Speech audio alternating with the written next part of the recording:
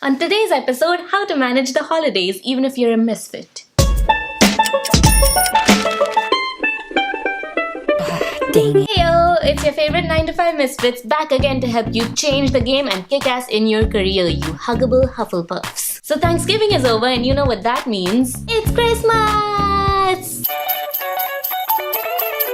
So obviously we love the holidays. But let's be honest, it's not all rainbows and unicorns. The holidays can actually be stressful and lonely for a lot of people out there, especially for the misfits. So today we'll actually talk about a few of those stressors and how we can actually beat the holiday blues. Problem number 1, lack of that cash money. The expenses really rack up during the holidays, whether it's parties, gifts, travel, having to entertain, and shopping. Oh my god. But if you're not in that position to actually spend that kind of cash, or if you're frugal because you're trying to build your business, that is also her, then you really start to feel the pinch. So how can you still enjoy the holidays without being completely broke?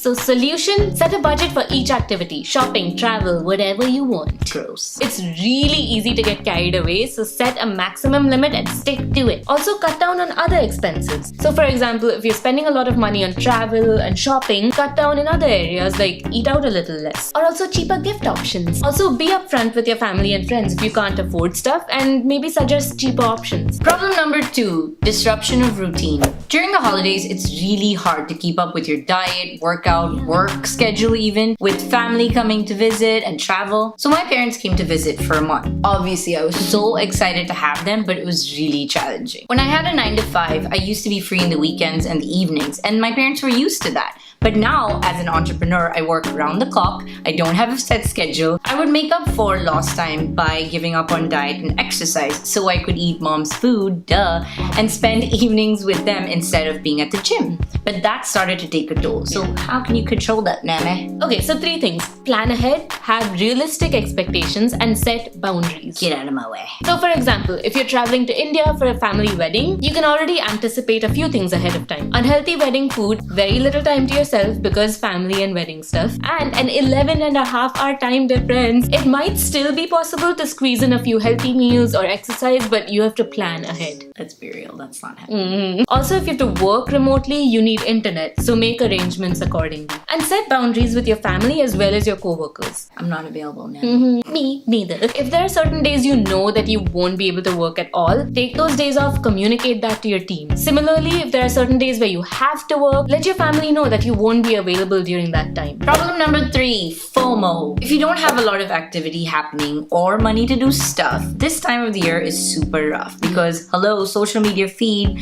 flooded with people at parties and traveling to exotic places. And we all know some of that is fake, but that doesn't stop you from feeling bad like you're missing out. So what can you do about it? First things first, get off social media. I know it's hard, but challenge yourself. You know what I'm saying? Deactivate your Facebook and Instagram account just for a few days. Second thing, use your idleness and boredom to your advantage. Last year, I had the most boring, but also the most productive holiday season ever. Everyone I knew was traveling, and I had nothing to do. So I just used that time to get a head start on my resolutions. I did a complete overhaul of my closet. I read books on self-development. I even started to work out, which never happens. And I also met people, made some new connections, so that by the time 2017 rolled around, I was good to go. Problem number 4, depression and mental health. Newsflash, all the points we just made can affect your mental health. Plus the gloomy winter weather and you looking back at your year and thinking about all the stuff you didn't do. I didn't win that Oscar, you know what I'm saying? Darn. If you suffer from mental illness, this can be a really rough time for you. I know as Desis, we don't like to talk about this stuff, but it's important to seek help along with the solutions that we just talked about. And let's all be a support system to each other and let the holidays be a happy time. Okay, so I know that we talked about all the ways that the holidays can be a bummer, but don't get us wrong, we love the holidays.